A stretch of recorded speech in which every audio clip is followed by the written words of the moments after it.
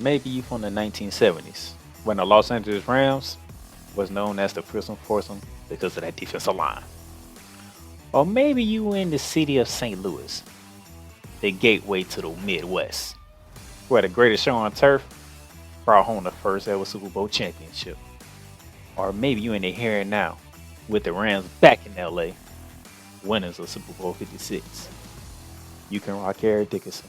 You can rock Marshall Faulk, Isaiah Bruce, and Kurt Warner. Or maybe you rocking Cooper Cup, Aaron Donald, and Matthew Stafford. It doesn't matter, because when it comes to this, it's all about the Los Angeles Rams. Horns up, Rams South. Time to talk Rams football.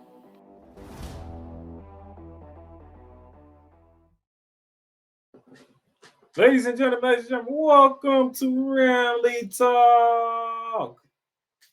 Thursday, September 21st, 2023. Thank you for tuning in. Thank you for those who are watching us on YouTube. Thank you for those who are listening to the audio on all podcast directories that they are. Thank you for tuning in. This is your boy, the Playmaker down the Silence here. I'm ready to talk some Rams football. I hope you're ready to listen to hear what I gotta say. Because, ladies and gentlemen, news broke yesterday on a big trade that I'm getting on a trade that I'm gonna get to that involves the Rams. I got some other news and notes to go over. I'm going to recap the home opener against the San Francisco 49ers, to my dismay. And then I'm going to preview Monday Night Football. That involves a Super Bowl rematch. So that's what we got on tap today. But for now, let's get to the news. This is from Matter Shepner back on the 17th. Rams take big dead cap hit set up for future. Now, this dead cap hit is setting up for 2024. So they're going to take just about the rest of their dead cap hit on this year for this season. So that frees them up for 2024. And it look like they the Les Snead, Sean McVay, they got some big things in store for 2024. We shall see what they do, but they making moves to set up next year. Even though I like what this team is doing this year so far through 2 games, but they are getting ready for the future already, and I can't be mad at that. So I'm happy to hear about that going on right there. So we shall see what the future looks. Sean McVay, Rams headed towards trading running back Cam Riggins. We're gonna get to that because something did happen. Joe Noteboom sustained deep bruise on shoulder versus 49ers. Injury not expected to impact availability for week 3 at the Bengals, which is very good news, by the way. Very good news. We don't need no more injuries. We already got Cooper Cup. We're gonna be out Cooper Cup for 2 more games, at least 2 more games. Hopefully, it's only 2 more games. But if he need an extra week or 2, we'll understand. But we don't need no significant injuries on the offensive line. We went through that last season, and we saw what happened last season. We kept changing up offensive line starting lineup. We had the most combined offensive starting lineups in the history of the NFL last season, which is why we had the season that we had last year. We don't need this now. We're starting off very good here. Let's keep offensive linemen healthy. Let's keep it going. We got something going on good here. Okay. Now, the big news that happened. Ladies and gentlemen, this news broke yesterday around 6:30 p.m. Eastern Standard Time. That would be 3:30 Pacific Time. The Los Angeles Rams have traded running back Cam Akers to the Minnesota Vikings. As you can see here, is exactly I got it as soon as it happened on the same day. Rams start sending running back Cam Akers to the Minnesota Vikings for a swap of 2026 draft picks. Now, I'm interested in seeing what kind of draft picks we're talking about here, but don't know yet. But the thing is, we swapping him from draft picks. Like, that's all we can get. Here's the article right here. The Rams are sending running back Cam Akers to Minnesota for a swap of 2026 draft picks. Source tell ESPN out accepted on Wednesday. Akers was a healthy scratch last Sunday against the 49ers, something Rams coach McVay called a coach's decision that was made in the best interest of the team. Akers joins a Vikings team that currently ranks last in total rushing yards at 69 and rushing first downs with only 2. They are also the only team without a rush of 10 plus yards in 2023. Then Vikings running back starter Alexander Madison, Vikings starting running back, has 19 carries for 62 yards with no touchdowns this season. Akers, a 2020 second round draft pick, is in the final year of his rookie contract with the Rams. He had 22 carries for 29 yards and a touchdown in the Rams season opening win. Kerryon Williams, who replaced Akers as the lead back, scores twice against the 49ers, rushing for 52 yards and a touchdown on 14 carries, catching 6 passes for 48 yards and a touchdown. So, you had to get rid of Cam Akers. It's kind of horrible because he did come back from a devastating injury, the same injury that Aaron Rodgers is dealing with this year. Remember, for my Rams fans, those who remember when Cam Akers took him and had to rupture Achilles, and then within 5 months he was back and ready to join us on that push to the Super Bowl. Cam Akers was a big part of that. We're thankful for you, sir, that you decided to come back from that Achilles injury the way that you did to help push us to the Super Bowl. We are very thankful for that. We also had Sean Michelle at that moment in time as well. But we are very thankful for you, sir. But unfortunately, whatever was going on between you and McVay, you and Les Snead, whatever was going on with you and the team, I'm sorry that it had to end this way with you being traded for a draft pick. So that really is very disappointing. But you're still in the NFL. You were a new team, so I hope that you do well with your new team with the Minnesota Vikings, because they can use them, which they used to help. Because without Dalvin Cook, they did not look the same. So they let go one Florida State running back. Now they bought in another Florida State running back. So we'll see how that works out. And plus, Kevin O'Connor is a former offensive coordinator for the Rams before he took the Vikings job, so he already knows about Cam Akers. So that should work out pretty good for Cam Akers, okay? Should work out. Maybe the team and the Rams can focus on carrying Rams being the lead back going forward and see what we can build with this young running back crew that we got to keep it chugging forward as we do. All right. So that's the news and notes that I have for you on today. Let me take a quick break, and then when we come back, we got to recap a game that I really don't want to recap, but I'm going to do it anyway because I'm a professional. With that. The Playmakerz Bar is sponsored by Lids, Locker Rooms by Lids. Shop hats and official sports gear at Lids. Lids, the leader and #1 destination for hats, gears, and everything that moves you. Make it a perfect shop for fans to find official sports hats, merchandise, and gears. Represent your team, your town, and your style with a snapback, adjustable, fitted hat, or beanie from thousands of college and professional teams. Browse the very latest jerseys and t-shirts for the best teams out there. Lids has officially licensed professional and college sports teams apparel and hats featuring the hottest brands and trends. Shop online or visit one of the 100 stores across the country. Locker Rooms by Lids. Welcome, ladies and gentlemen, to another edition of Cowboys Talk. The Dallas Cowboys got exactly what they deserved. Let me say that one more time, because you know it's true. The Dallas Cowboys got exactly what they deserved. Dak Prescott is overrated and he shouldn't be paid, okay? And the same thing with Pollard. I mean, Pollard breaking the tackles at that 57-yard touchdown run. I mean, we needed that big time. 33 points in the fourth quarter. Let me say that again. 33 points in the fourth quarter. And that's off of 4 turnovers committed by the Colts. See, at one point, and the fact that at the end of the third quarter, it was 21-19, and the final score was 54-19. Now that, ladies and gentlemen, that is completely unexpected. Cowboys Talk is available on all streaming platforms, including Spotify, Apple Podcasts, Google Podcasts, Amazon Music, and YouTube. All right, ladies and gentlemen, welcome back to Ramily Talk. Shout out to Liz being one of the sponsors for Ramily Talk, the Playmakerz blog, and so much more for us. Shout out to my brother Alazar with Cowboys Talk. And yes, ladies and gentlemen, I will be dealing with my brother Alazar in week 8, and when we have to go to Jerry Roar or something. I'm looking forward to that one. But we're not at week 8 because we only on week 3, and we have to week out what happened in week 2.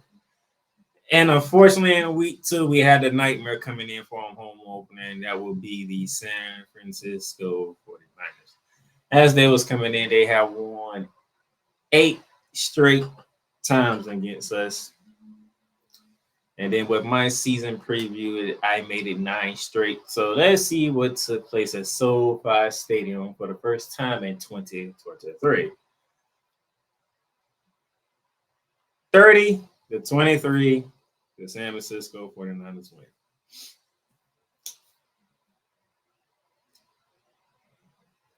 First half was amazing.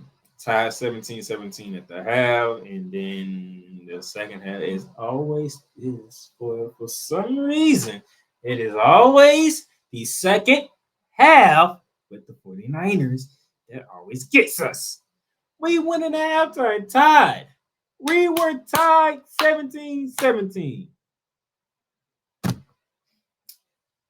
They kicked the field goal in the third quarter. They went up 20-17. And then Debo gets a screen pass for a touchdown. Well, they call it a rushing touchdown. So I'm pretty much Brock Purdy do the ball behind him, so which means he was a running play. But screen pass, breaking 3 tackles for that damn Debo Samuel. For some reason. Mind you, Debo Samuel ain't doing a damn thing when he went to Pittsburgh, but he get the goddamn LA and he want to show up. Damn Debo Samuel. Here's the damn stats, okay?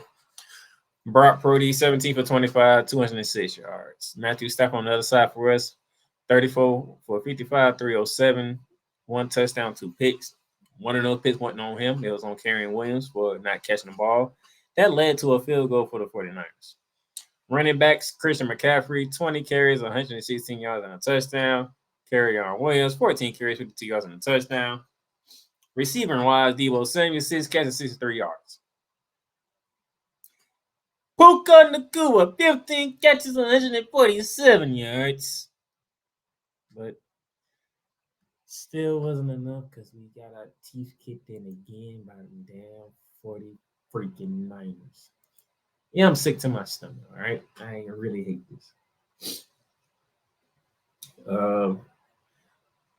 San Fran was 2 for 9 on third down. I mean, the defense was on it. Defense played good. I mean, just 2 turnovers. Those hurt. We was 50% on third down, 7 for 14. We were 50% on fourth downs, 1 for 2. We ran 78 plays to their 54, and we still lost the game. We ran 24 more plays and lost a freaking game. We out yardage them by 21. Both teams had 10 total drives. And they ran the ball for 159 times to our 89. There you go. We had time possession was in our favor by 7 minutes. I mean, the turnovers, man. Stop turning the ball over against this team. If you look at this 9-game winning streak, I bet you in every last one you'll find a turnover that turned the game around. I bet you will find a turnover that turned the game around. It's the same damn thing with this goddamn team in Santa freaking Clara. Jeez. Now, I'm sorry, Ram fans. I'm sorry, Ramily. I'm supposed to be on the positive side because we weren't supposed to be in this position. I'm supposed to be on the positive side. We hung in with them. We did good. We didn't have Cooper Cup. I get all that, but damn it, 9 in a row is freaking annoying, man. It's annoying as hell. No, that's I can't do it. But on the bright side, though, speaking of Puka Nacua, if you would check this out, because the man set the NFL record. So inside the record-breaking rise of Rams rookie Puka Nacua. That was the article on ESPN. This is out of Sheffman's tweet. And it says here, Rams rookie wide receiver Puka Nacua has 15 receptions for 147 yards Sunday, the most receptions in a single game by a rookie in NFL history. Nacua is the first player in NFL history with at least 10 receptions and 100 yards in 8 of his first 2 career games.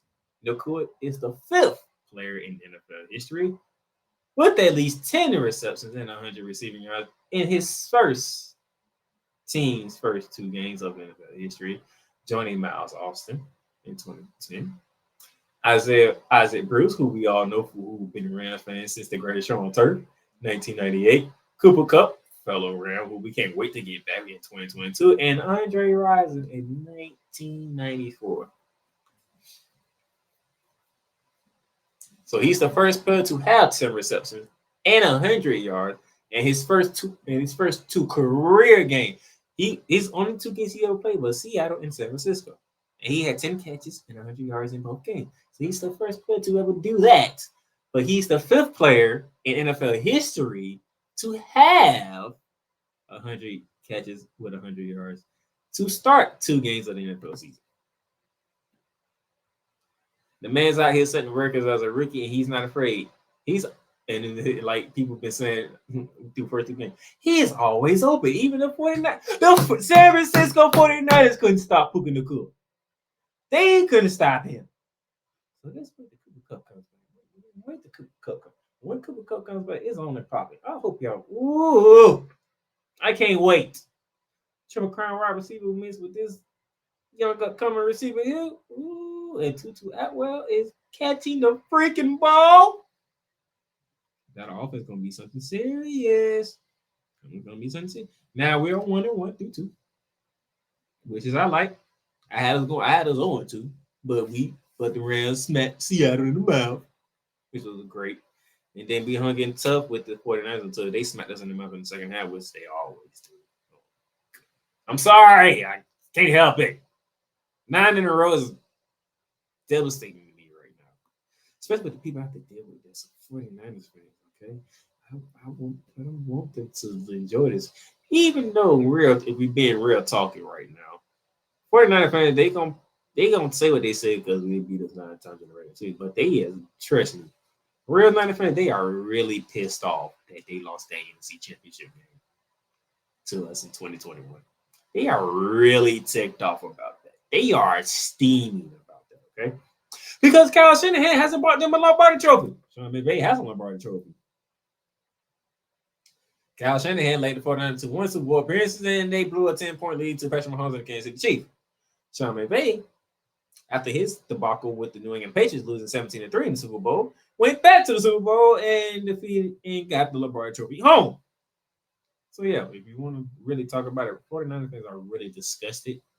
Okay, they're going to enjoy the fact they beat us 9 in a row, but they are really disgusted deep inside of them that they haven't beat us for the NFC Championship game. And until they win a Super Bowl, they're going to forever be disgusted with them losing to us in the NFC Championship game. If we being real, because I know some some Niner fans, and I might have made one of them come out and really voice it because he didn't voice it. I think I made him voice it, but nevertheless, it is what it is. So I am happy to oblige him with that account, okay? Really am. And guess what? I don't feel bad whatsoever. Because guess what? I enjoy it very freaking much.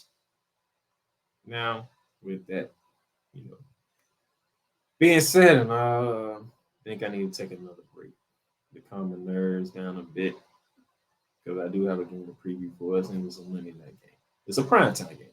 1 or 2 primetime games that we got, unfortunately. But hey, we still got 2 primetime games and whatnot. So let's go ahead, take a break, and then when we come back, we will dive into our most interesting primetime game out in what they call the jungle. Welcome to Ringside Chaos, the professional wrestling discussion segment of the Bear of Texas podcast. The only professional wrestling podcast in the world where pro wrestling is discussed passionately, with confidence, with great knowledge and most of all, in the most sophisticated way. So brace yourselves, ladies and gentlemen, because chaos is about to be unleashed. Thing with Tony Khan now being in talks to buy WWE, I'm going to be honest with you. I spoke to this with Ricky Litwinkowicz, aka the Master of Mayhem, and he honestly believes that me talking about Tony Khan buying WWE is basically I'm kind of wasting my time because Ricky believes it's never going to happen. Okay, now don't get me wrong, Ricky, I respect what he says. He could very well be correct. But I gotta be honest with you, the fact that Khan is interested in supposedly buying WWE, to me, that's definitely worth talking about. Now, I should mention this. Shout out to Ricky, by the way. And I gotta mention this, that even Jim Cornette already had something to say. And he said, and I quote, "Ridiculous to think that could happen," unquote. He's a wrestling fan that's been super supportive of Brody Lee as a wrestler, and everything that WWE could have done with him, and, everything that he could have shown and, offered for the wrestling business. For me, I wasn't just a fan of Brody Lee himself, like in character. I strongly respected him, as a human being. Like, I had a lot of respect for Jonathan Huber, that's Mr. Brody Lee's real name. So basically, I had a lot of respect for Brody Lee, Luke Harper, and of course, Mr. Jonathan Huber. Particular episode was about World Class Championship Wrestling. And the episode title is, WCCW Wrestling's Lone Star Legacy. And because I am the Bear of Texas, and I do hail from the Dallas-Fort Worth area of the state of Texas, World Class Championship Wrestling was basically my territory as far as being a wrestling fan goes. Ladies and gentlemen, Ringside Chaos is available on all streaming platforms, including Spotify, Apple Podcasts, Google Podcasts, Amazon Music, and YouTube.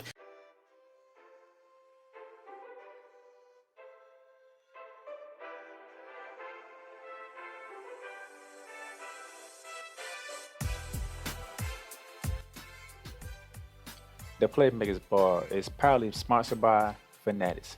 Fanatics, the #1 shop where sports fans across the world love to get their sports gear and fandom on. A wide selection of gears from every league, including the NFL, MLB, NBA, NHL, the NCAA, and of course, the WWE. Whether it is football, basketball, baseball, hockey, even soccer, golf, no matter what sport it is, there's sports appeal for every fan of every sport. Fanatics, where sports fans shop and official license everything. All right, ladies and gentlemen, welcome back to Ramily Talk. As you heard from Ringside Chaos on another show that my brother Alex Arkansas does a great job covering wrestling. We're talking AEW, WWE, Impact, TNA, Ring of Honor. If you love wrestling, Ringside Chaos is fun for you. And also, shout out to Fanatics being another sponsor for Ramily Talk on here. So all your official license, everything for Fanatics.com, especially for your Rams gear. So good thing we got that out the way. Hey, one more official business to do before we close up shop here for this week and prepare for Monday Night Football, which is the thing we need to do. Ladies and gentlemen, Monday Night Football, 8:15 Eastern Standard Time, 5:15 on the Pacific Coast on ESPN, part of the second part of the doubleheader. Because in the first part of the doubleheader at 7:15, you will see the Tampa Bay Buccaneers against the Philadelphia Eagles. That's the first part of the nightcap. We got the second part at 8:15. It is a Super Bowl 56 rematch as the Rams are heading to the jungle of Cincinnati, Ohio to take on the East Cincinnati Bengals, who are 0-2. Now, how they get on to your ass? This is how they became 0-2. They took a 27-24 loss to the Baltimore Ravens in their home opener. Lamar Jackson and them boys walked in there, gave it to him, and walked back out. Ravens 2-0, Bengals 0-2. Lamar Jackson 24 for 33, 237 on through the air, and 2 touchdowns. Leading rush was because of errors for the Ravens with 10 carries, 62 yards, and a touchdown. Nelson Aguilar, the leading wide receiver for the Baltimore Ravens, because Odell Beckham Jr. twisted his ankle he should be all right. It's not long term. He should be probably miss a couple of weeks, probably 3 weeks, and he should be back. But now Santa Clara, the leading receiver, 5 catches, 63 yards, and a touchdown for the Cincinnati Bengals side. Joe Burrow, 27 for 41, 222 yards passing, 2 touchdowns in the NIT. Joe Mixon with 13 carries, 59 yards. T. Higgins, the leading receiver for the Cincinnati Bengals, 8 catches, 89 yards, and 2 touchdowns. Unfortunately, when you look at these stats, these are not pretty stats for the Bengals. 26 first downs for the Ravens, only 19 for the Bengals. Ugh, like, really? They were pretty efficient on third down, 10 for 15, until the Ravens 9 for 14. But hey, Ravens 70 plays ran to the Bengals 57. The Ravens had over 400 yards of total offense, 415. 237 through the air, 178 through the ground. That is a recipe for disaster if you the other side. Bengals passing yards, 282. Rushing yards, 66. Legally. Just legally. That's nasty. Nasty. This is nasty, man. But that's not the major concern here, even though they are on 2. The major concern is Joe Burrow is injured. This is from the 18 on Adam Schefter's X account, Twitter account, whatever you want to call it. Bengals head coach Zach Taylor told reporters that it was hard to say whether Joe Burrow will be ready to play next Monday night versus the Rams due to his aggravated calf injury. The Bengals still are in the evaluation process as we speak. Joe Burrow has that injury. The last time we faced off with Super Bowl 56, it was in Los Angeles, the Rams versus the Bengals. And those of you who paid attention, you know what this picture means. The Rams won the Super Bowl that time. 2 years ago, 2021. That was the last time we faced off with the Cincinnati Bengals. So we meet again 2 years later in the jungle. ESPN says 65% Bengals to 34% Rams. This is including Joe Burrow's injury status right now. This is including Joe Burrow's injury status. Maybe it was swaying once he's officially ruled out, but even if he's not ruled out, I don't see how they're going to win because this Rams team has been balling. They have been playing some good defense. They have been doing pretty well on offense. They just need to cut down on the turnover. They cut down on the turnover. See, they ain't turn the ball over against Seattle, and you see what happens. They turned it over twice against the 49ers, then you see what happens, right? Don't turn the ball over. Oh, you in trouble with the Rams. Don't let the Rams play a clean game. If the Rams play a clean game, your ass is in trouble. And the Bengals, I don't see the Bengals forcing turnovers to 2 games. You play the Browns or you play the Ravens. You ain't face no turnovers, and this is the 2 teams that you know. I don't know. And let's go back to my preseason preview over here. You know, we already talked about it was 12-4 last year. They started 0-2 last year. They started 0-2 and they went 10-2 the rest of the way. That might not be the case this year with Joe Burrow hobbling with an injured calf. It was third in the AFC. They took down the Ravens. They took down the Bills before they met the Chiefs in the AFC Championship before losing. You see the numbers from last year with Joe Burrow, Joe Mixon, Jamar Chase, and T. Higgins. You see that. But right down here, Joe Burrow, that line that has Joe Burrow name on it, calf strain injury, he re-aggravated that calf strain. He re-aggravated it. So it's going to be interesting to see if he plays Monday night or would they give him a break? Because you probably should have listened to Jamar Chase when he said, come back in week 5. We will take care. We will deal with the 5 weeks, however they go. You just come back week 5 fully healthy. Now you really going to have to consider how much time do you need to give Joe Burrow because the season is here. So as you said, last meeting was Super Bowl 56 when we won 20-20. Last regular season meeting with the Bengals was back in 2019 and Los Angeles, and we won 24-10. Joe Burrow's. That was before Joe Burrow. Okay? So, I don't think there's left is a prediction, right? And I'm sticking with my early prediction. We're going to go in now. We're going to go into the jungle, and we're going to beat the Cincinnati Bengals. We will be 2-1 going into week 4. And week 4 looking juicy as well, too. Just saying, but I'm not going to get too ahead of myself. The Rams going into the jungle on primetime on Monday night. Across from Monday Night Raw, and we're going to beat the Cincinnati Bengals, all right? Check it. 2-1 on the year, And people gonna be looking at us like we did not expect the Rams to be like this. So hey, that's all I got for you. Thank you for tuning in. Thank you for watching the YouTube. Thank you for watching the YouTube channel. Thank you for listening to all the podcast directives when it comes to Ramily Talk. Thank you for the support. I truly appreciate the support from Ramily Nation. Y'all are very supportive.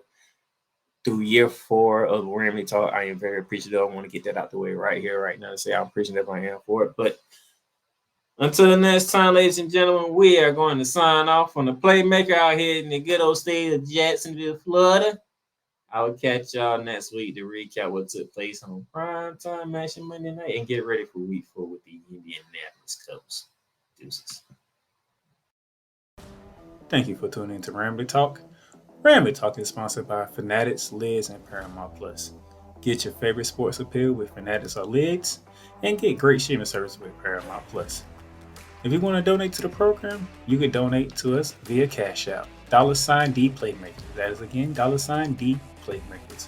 And remember, you can follow and subscribe to Ramily Talk on all podcast directories, including Apple, Google, Spotify, Amazon Music, and YouTube. And those of you who are on Apple, leave us a great review, leave comments on how you feel about Ramily Talk and the episode that you listen to. Tune in again next time for more Ramily Talk, hosted by the Playmaker.